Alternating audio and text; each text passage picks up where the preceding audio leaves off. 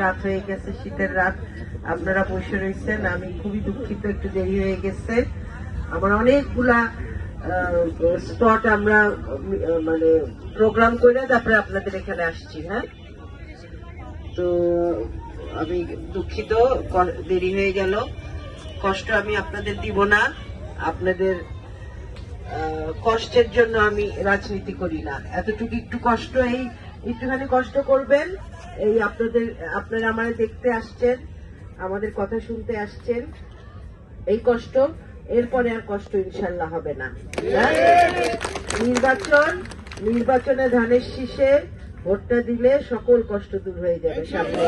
আপনাদের এতটুক আমি আপনাদেরকে প্রতিশ্রুতি দিলাম।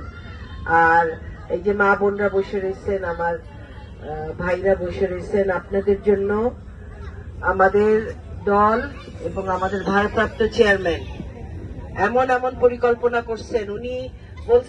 উনি আমাদেরকে বলছেন যে mega mega project, mega mega দুর্নীতি, আমরা ওইসবের মধ্যে যাব না।